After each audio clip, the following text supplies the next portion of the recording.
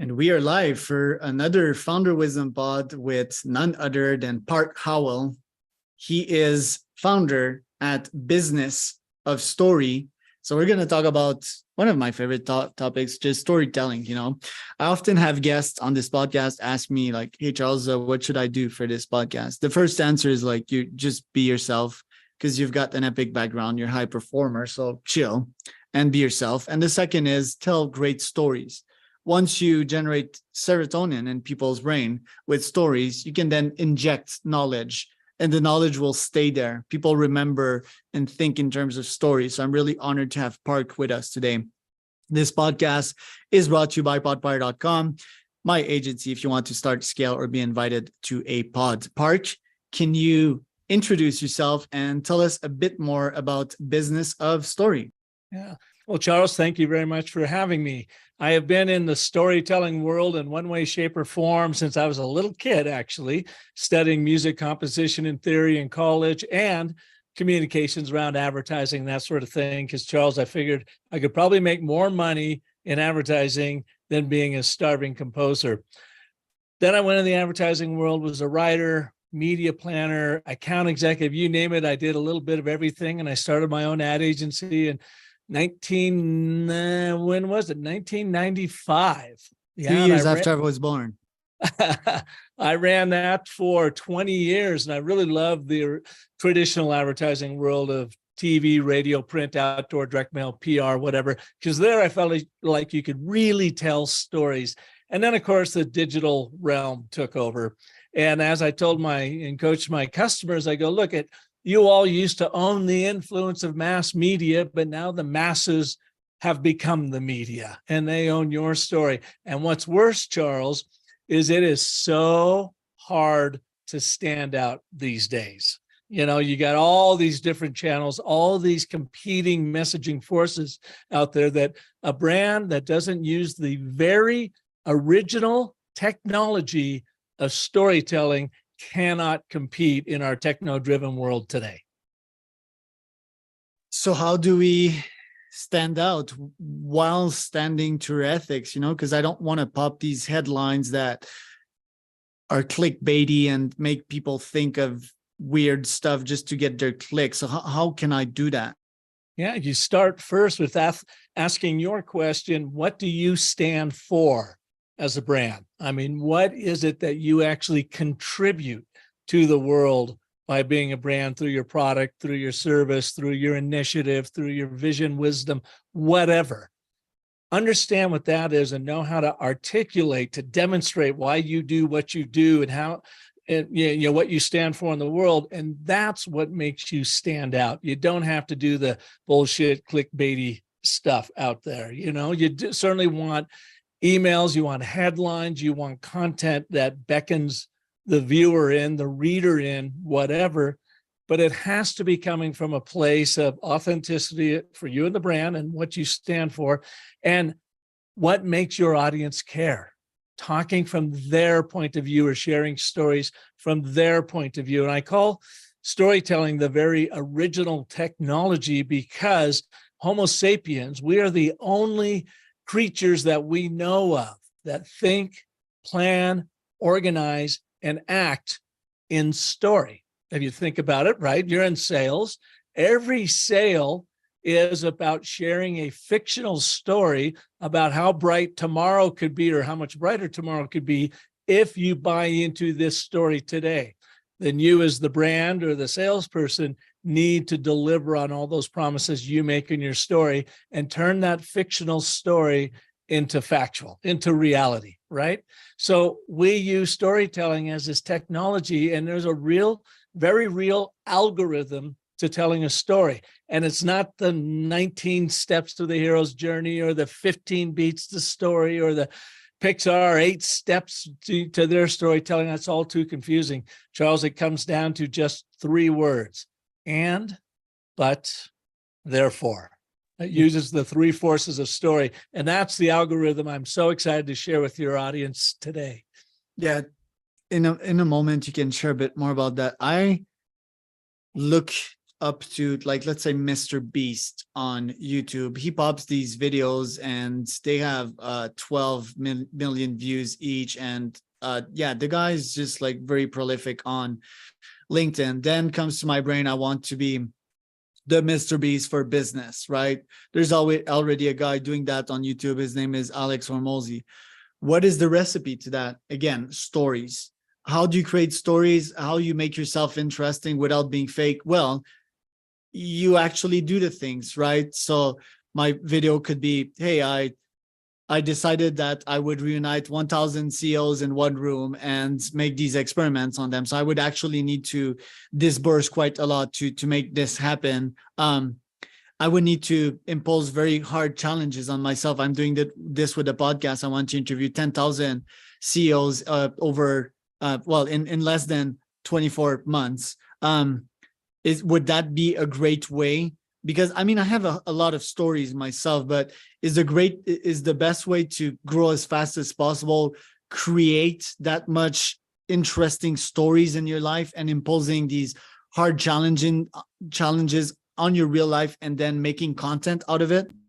Yeah, well, I think, Charles, everything you're talking about is on the very 1%er edge of things. So the Mr. B's of the world and whatever.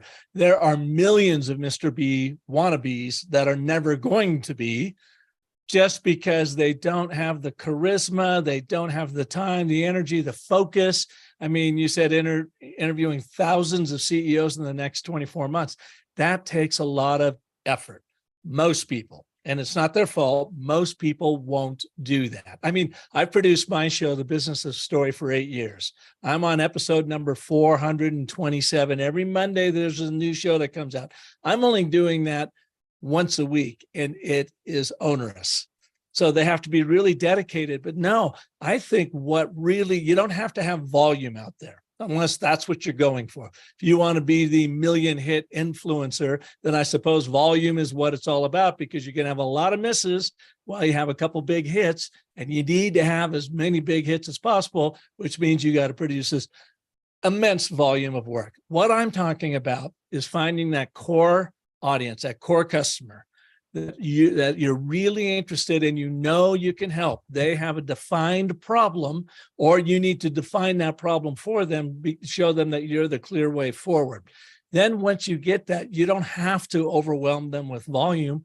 You overwhelm them with singular stories that are very well told, very quick in the telling, from their point of view, not the brand's point of view. What's in it for them? There you go. I target CEOs in my case. So how can we use the ABT framework but therefore to tell them great stories? Well, let's use it on you, Charles. Identify your number one audience as a CEO, because when you say CEOs, that's a huge world of people. Who's your number one audience? Who are you going for? Right. So CEOs, by the way, like throughout this planet Earth, I think there are 1 million folks that qualify themselves as that. Let's call that at least 50% are real CEOs, quote unquote. So that would be 500K. Still a huge lake here, but I would be aiming for tech CEOs. And then if you want to go even more precise in tech, it would be SaaS. And then if you want to go even more precise in SaaS, I would say Gen AI CEOs. Okay, awesome. You did a beautiful job in showing that example to your audience here, of boiling down who your audience is. You started with this world of 1 million CEOs, and you dialed it all the way down to Gen Tech, AI. Yeah, Gen AI, generative AI. Generative AI technology. So is this a CEO that is running a particular kind of firm? Is it a startup firm? What is it? Yeah, they're all startups nowadays because it's such a new world. I guess so that's let's right, call yeah. it like OpenAI, Anthropic, Claude.ai, etc. Okay. So you are speaking directly to you are a CEO of a generative AI startup, and you have tremendous potential for growth. That's your and statement of agreement. That's your act one. Yeah. You're getting them to nod just like you're doing right now. So we've identified who they are, and we've raised the stakes. What's important to them? What problem do you help them solve? start their podcasts and So, scale it. okay. So you're specifically about a podcast creator for the gen. Okay, cool. So you, and when I Let say me give you the you, why, by the way, the angle, so that they can learn, so that they can connect, build a community, generate leads, and generate clients. okay, and they know they're already have this proclivity to creating a podcast. But why haven't they already created this podcast? What's the main problem? Their mentality, they think that this will take too long. They think that they are not a good interviewer. They think that they are Mr. Important and that they cannot take interviewer seat. Then why do they want to create one in the first place? To get smarter, to develop their community, to get leads, to get clients. Okay. So you are the founder, tech founder of a generative AI startup, and you know the power of podcasting to help grow your customer base, but you fear what it takes and the frustration to launch a podcast that's going to have any meaning in the world. Therefore, what if we could make it easy and coach you on how to be one of the top podcasters in your demographic, in your market? That's what we do here and then Charles, you take it from there. So what I've done is identified the audience right up front, founder, CEO of a tech startup around generative AI. They have a tremendous business model. And if they could produce a very dynamic podcast, then they know they could 10x sales. There's our statement of agreement. That's what I want. Yes, that's exactly it, dude. But you're not growing because you haven't launched a podcast due to what you believe is complex, frustrating, time involved, blah, blah, blah, blah, blah. Therefore, how long does it take you to get a podcast to market? Oof. Depends on how much demons you have. If if you're really lean and very Silicon Valley-ish, we can launch it in an hour. It depends on how much failure and noise you're willing to tolerate. Also, a good argument for these folks would be that billionaires launch podcasts. Bill Gates, Patrick Collison, what's his name? David M. Rubenstein guy, it's the rich guy in New York.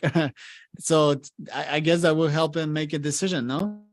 Yeah, but I want to stay focused on the one problem you're solving, and that is the hassle of launching a podcast, because you're not selling them on the need for a podcast. They've already realized that they want and need a podcast, but they think it's a pain in the ass. Therefore, you are going to simplify and getting them to market sooner than anybody else with a strategic plan for the longevity of the show. So we're going to focus on one problem, and that's the hassle of it.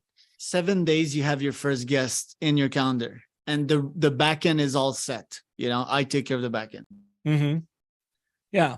So that's the use of the and, but, therefore. You're speaking from your audience's point of view, what it is they want and why that's important to them.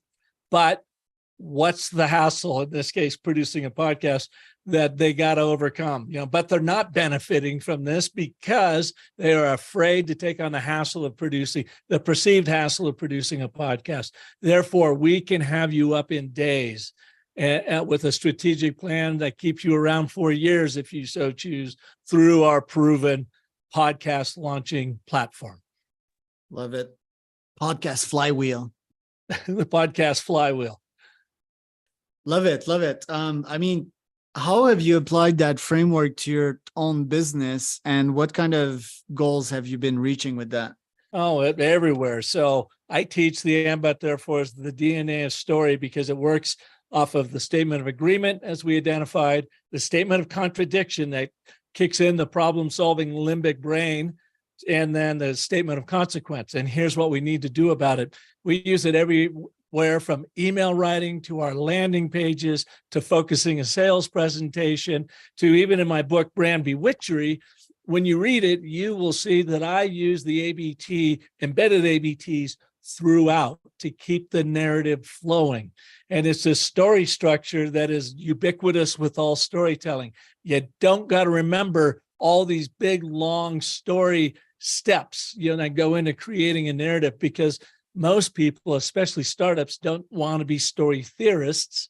They want to just be able to apply the knowledge, and that's what I teach. So you go to my website, businessofstory.com, you'll see the ABT used throughout, my podcast, Business of Story, the Business of Story. You're going to see the ABT and everything from how I interview to my intros to my outros. Charles, literally, I use it everywhere because it speaks to our subconscious pattern seeking, problem solving, decision making limbic brain. And that's where we want to be communicating.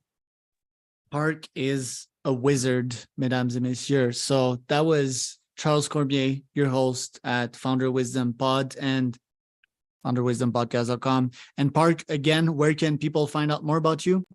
Yeah, come on over to LinkedIn and hook up with me. It says Park Howell, ParkHowell, or go to Business of Story. If you want to try and learn, try out and learn the ABT, go to businessofstory.com/ABT. That'll take you to my very quick Thinkific course that will walk you through ABT 101, 201, and 301 and give you a ton of examples of where you can use it everywhere. That's businessofstory.com/